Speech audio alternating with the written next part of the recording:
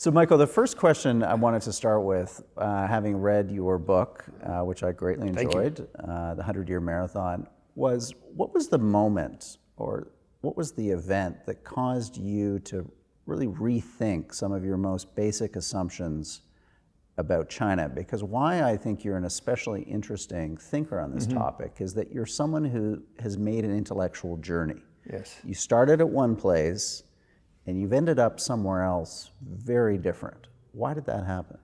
Well, there was no specific single moment. In fact, in 1989, in the Tiananmen incident, I started to have doubts about the path we were on. But like many others in our government who are working on China, our, in retrospect, naive gullibility would continue. We would think, yes, this has been a human rights disaster. It's a setback for reform, but somehow it's really being carried out by older men in their 90s. They will certainly pass away, and so the young reformers will take over and undo all this damage. That was my thinking on into the 90s. And looking back, I can see now that President Bush, Father Bush's decision not to fund the exiles who had left Beijing and gone to France, formed an exile government, elected a leader, had a platform to bring democracy and free market to China, not to have anything to do with them, to treat them like outcasts. That was a really painful memory for me, because I was sent over to interview them in Paris and to see about the nature of the election. But then it happened again in 1995 in the two aircraft carrier incidents, where another quite pro-China person like myself was the Secretary of Defense, Bill Perry. And he was shocked, as I was, that the Chinese would fire 2 long-range missiles over Taiwan, that if something had gone wrong, it would have killed many people down below. We sent 2 aircraft carriers to show our concern, and that didn't really seem to calm down the situation. So that was another time when you would think we'd all wake up and say we're dealing with a very different kind of China. But at that point, we were told by the Chinese, well, it's your fault. You are encouraging this election on Taiwan for president, the first one. So you've really started this. And there was some truth to that. We had encouraged an election on Taiwan. So once again, everybody, including me, began to fall back on, well, the reformers are in there, surely this is going to be a thing of the past. But each one of these passing incidents, I'm describing to you just 2. There were actually 6. Each one would give me and others more concern, but we would always kind of soothe ourselves. This is just a thing that will pass. And we were so wrong. Look, we've spent a life really studying China. Why do you think that this promise that we had all hoped for, that economic liberalization would lead to political liberalization, why in the last 10 years did that come to a crashing halt? Is it all about the leadership, or are there other dynamics in play in Chinese society that have allowed this to happen? Well, it's both, because it's the dynamics inside the leadership. And the influence of the hawks in China was concealed from outsiders. They were not like Steve Bannon, going on television to give his views. The hawks were very powerful, but they were largely unknown to us. And there were Chinese generals and intelligence executives who I had dealt with a lot. They were the hawks, but they concealed their views. So there's a certain amount of self-deception was going on, that we wanted so badly to believe everything's going to work out with China, that their silence on it let us deceive ourselves even further. And I can give you a vivid example one time. A general who I've seen again recently, the Chinese have translated my book into Chinese military, actually, and they've classified it. It's secret. Only party members and military officers can buy it. So I said, what's wrong? He said, well, you're accusing us of deceiving America. But we never said we're going to have a multi-party democracy and a free market. We were just silent when you said that. You read your own wishes into our inaction. Yes, and it's true. If I go back over my notes, there's never a time when a Chinese hawk said to me, "Dr. Pillsbury, I swear, we're going to have the New Hampshire primary system to elect our president someday." Never.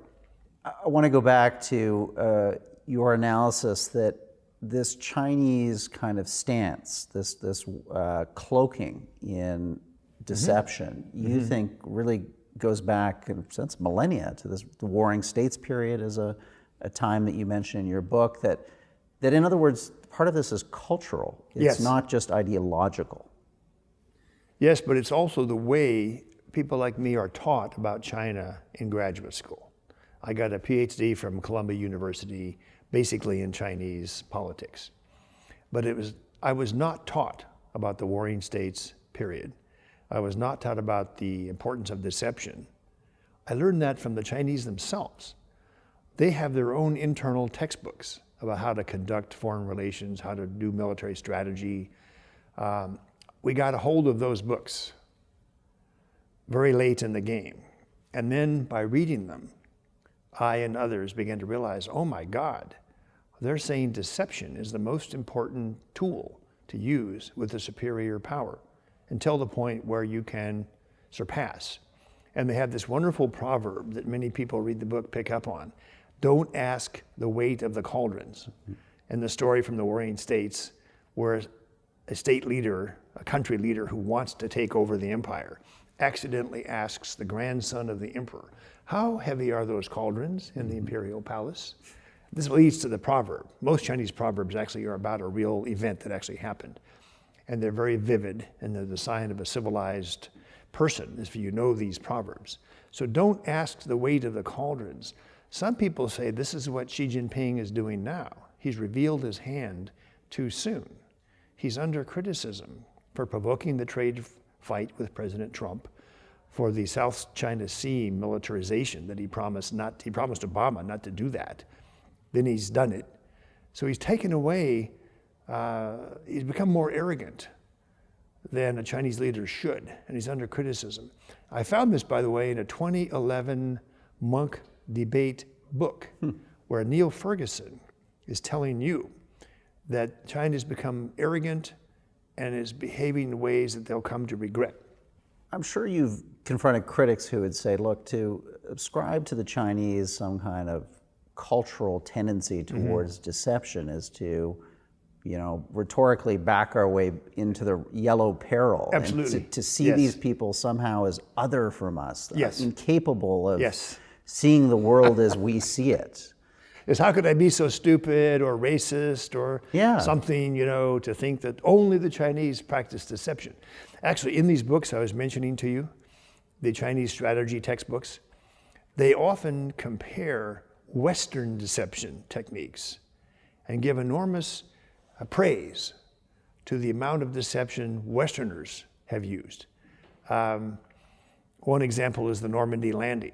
And I actually had not known that we and the British and Canadians bombed Calais a lot.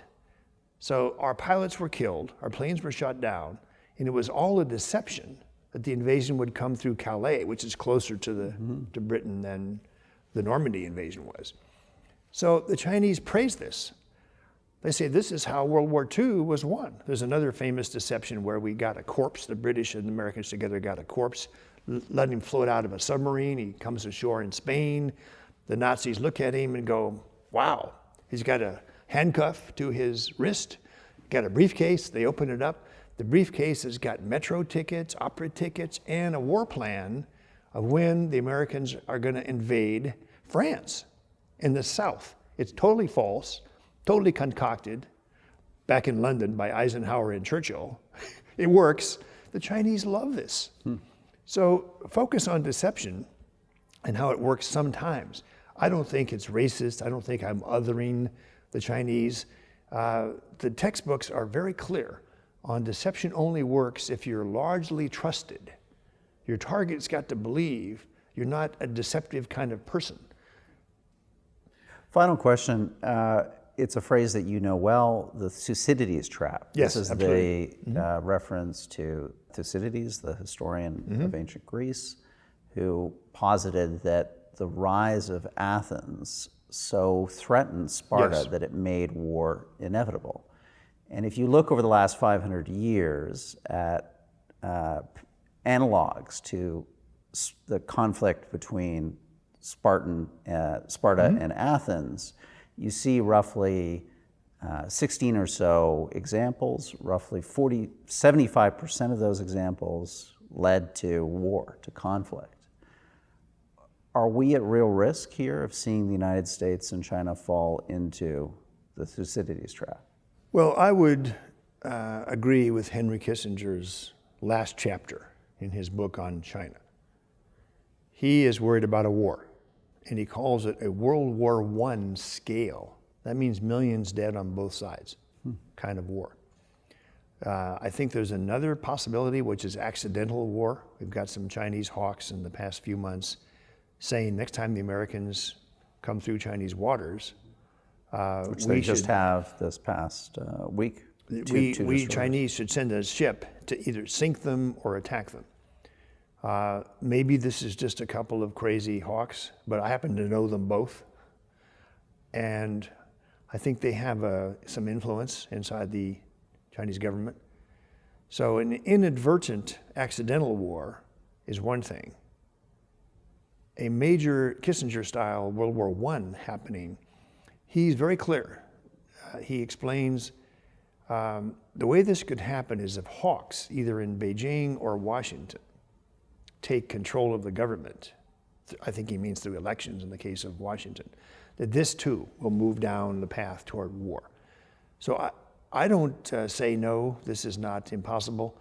As recently as 15 years ago, we had an informal taboo that no U.S. military journal, Army, Navy, Air Force, could have articles on war with China.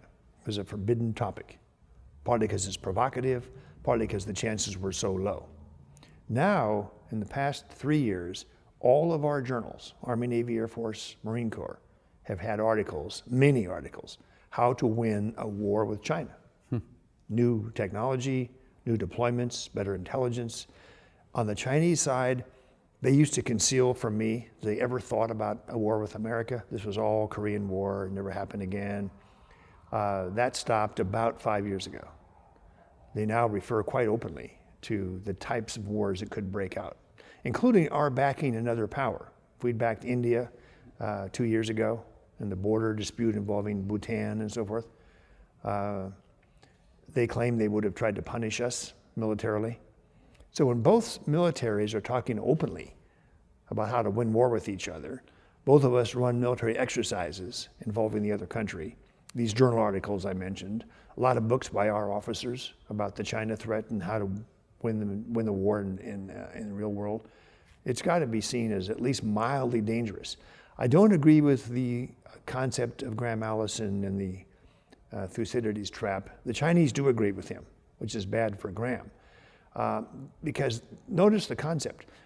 We are irrationally afraid of China, and that will lead to war.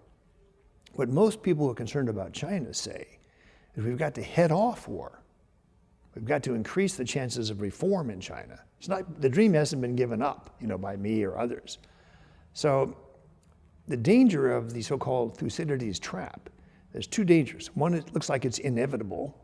And two, it's being based on wrong emotions on the American side or on the side of the West. That somehow we're irrationally afraid of poor little China, and this is going to cause war. I can't agree with that. Just on that point, you as a student of China would understand the extent to which they would bridle at the idea that we're going to instill our values in them. I mean, this was a country that suffered the consequences of the Opium Wars. Yes. I mean, this seems the kind of height of Western. Yes, it's very shrewd of you to point that out. I think it's why Xi Jinping became the president of China, or the head of the Chinese Communist Party, in 2012. He was not selected by previous leaders. That had been their system before. Xi Jinping had to defeat a relatively hawkish candidate named Bo Xilai, who's now in jail for life. He did that, I believe, by making an appeal. He had kind of a platform to the hawks. It is exact words you just used, that we can't stand for this. We've got to come out more in the open. China has to stand up. We can't have these Westerners imposing their values, which is rock and roll, and he characterizes Western values in a way you might find inaccurate. So he was chosen. He's now surrounded himself with hawks. And we are lucky that the main negotiator in Washington for the first 10 rounds of the talks is a reformer. He's an economist who's written reform articles. But that's very rare these days. Most reformers have been put in prison.